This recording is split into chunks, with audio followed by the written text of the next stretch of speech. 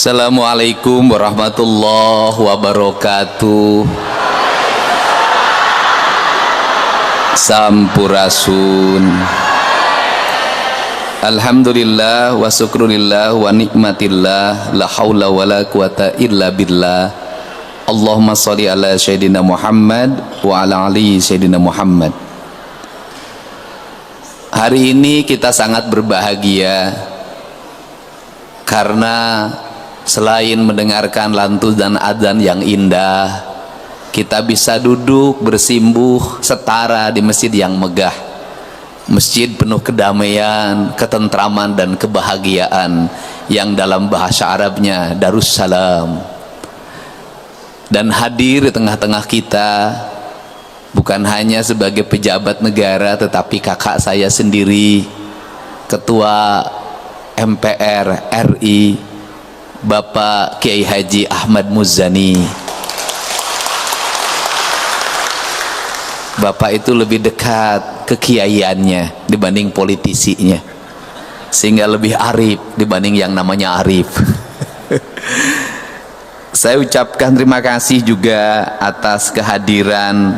Kalau dari nama awal namanya orang jadi ragu, Romo, tapi ternyata Romo R. Muhammad Syafi'i, Kiai Haji, Wakil Menteri Agama, yang saya dengar sebentar lagi akan melepas status dudanya.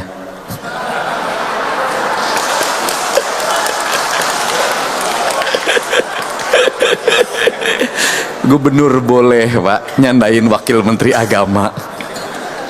Dan kapan Kang Dedi status dudanya lepas? Kayaknya tidak akan pernah lepas.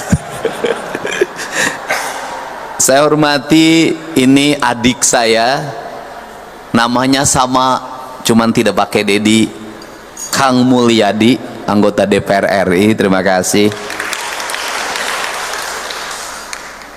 Kemudian juga Bapak Kepala Badan Penyelenggara Haji, saya ucapkan terima kasih. Adik saya ini bupati sukses, menata Kabupaten Bogor, nampak bersih, nampak indah, berani bongkar, berani lebarin. Bapak Rudi Sismanto, walaupun namanya Sismanto, tetapi dia masih keturunan Sumedang Larang. Saya hormati, ini orang gagah, tampan, pemberani, bintang 1. Bapak Jenderal, Ketua Yayasan, Kiai, Santri, Alhamdulillah. Pak Hengki Haryadi, terima kasih. Insya Allah kalau Pak Hengki memegang yayasannya, maka seluruh dana kotak amalnya akan terjaga dengan baik. Kemudian keluarga besar yayasan yang saya hormati, para tokoh agama, para alim ulama, pimpinan majelis taklim, tidak lupa juga emak-emak yang berseragam dalam kerudungnya. Ada yang agak pink, ada yang kayas kata orang Sunda, ada yang putih. Mudah-mudahan seluruh kerudungnya sudah lunas. Pagi hari ini pagi yang berbahagia. Sebagai gubernur tentunya ada hal yang mendasar yang menjadi amanah leluhurnya orang Sunda, yaitu Sunan Gunung Jati yang dulu bermukim di Cirebon. Sampai ada azan namanya adzan pitu. Amanahnya cuma 2 yang dia titipkan, tajug dan fakir miskin. Kalau tajug ini ya kayak gini, cuman ukurannya dulu kecil. Tajuk yang dulu itu terbuat dari bambu, kemudian pakai telapak batu, dikasih tiang penyangga kayu-kayu jati, kemudian diletakkannya di pinggir mata air dekat kolam. Kemudian di tempat itu ada azan yang dilantunkan tanpa pengeras suara. Di ruangannya hanya lentera untuk mengajarkan ngaji guru pada muridnya. Dan di tajuk itulah nilai-nilai kedamaian, nilai-nilai kerukunan, nilai-nilai spiritualitas bagi anak-anak pedesaan terbangun.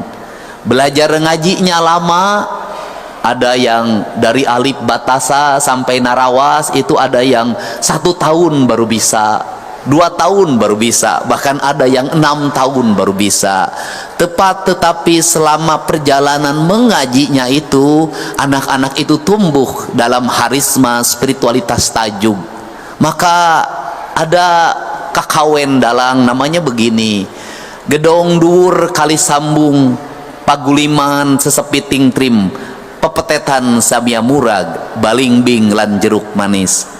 Gedong dur artinya bangunan yang sangat tinggi yang menghubungkan bumi dan langit. Maka orang Sunda meletakkan di atasnya menara disebutnya, yaitu yang menjadi penghubung antara bumi dan langit. Dan yang menjadi penghubungnya adalah suara azan untuk mengingatkan orang agar dia kembali pada Allah.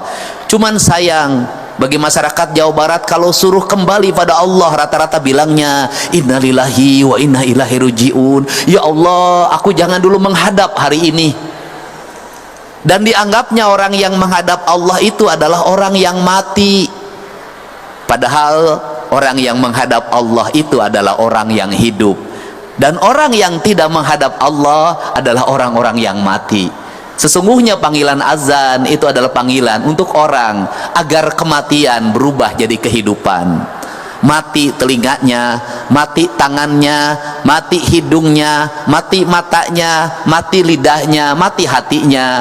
Maka suara azan itu mengingatkan dia untuk segera kembali hidup, agar telinganya hidup, matanya hidup, hidungnya hidup, lidahnya hidup, dan kematian matinya hidup. Kata orang Sunda itu, jaga panon ku awasna, jaga celi ku danguna, jaga irung ku angsena, jaga letah ku ucapna, jaga hate ku ikhlasna. Maka masjid itu sesungguhnya merupakan sumber dari kehidupan dan tempat untuk menghidupkan orang-orang yang mati. Maka orang-orang yang bersujud adalah orang-orang yang hidup. Orang-orang yang tidak pernah bersujud itu adalah orang-orang yang mati. Maka di kaidahnya pengikut talkinnya Abah Anom pasti diajarkan untuk ditalkinan. Maka talkin itu diberikan, diperdengarkan pada orang-orang yang hidup tapi tidak punya kesadaran, agar dia mengerti kehidupan. Di kita juga ada tradisi talkin dibacakan ketika orang sudah mati, agar dia mendengar menuju kehidupan yang abadi. Dua-duanya sama. Semoga Masjid Darussalam ini menjadi masjid tempat berkumpulnya orang-orang yang hidup, bukan orang-orang yang mati. Karena orang hidup, maka saya sampai pada tingkatan yang kedua, yaitu di masjid itu dititipkan fakir miskin. Maka di masjid itu dititipkan fakir miskin, kesadaran kolektif yang kedua. Setelah kita membangun rumahnya Allah, setelah kita membesarkan rumahnya Allah, setelah kita membangun kehidupan yang abadi di rumahnya Allah, yang ada 2 rumahnya itu. Satu ada rumah ini, masjid Baitullah, yang kedua ada rumahnya yang ada di sini, di hati kita. Maka tugas kita yang kedua adalah menjaga anak-anak yatim untuk tetap bersekolah, menjaga orang-orang miskin untuk tetap makan makanan yang sempurna, menghindarkan dari berbagai peristiwa kriminalitas yang terjadi di Jawa Barat. Setelah saya amati, seluruh peristiwa kriminalitas itu selalu berawal dari kemiskinan.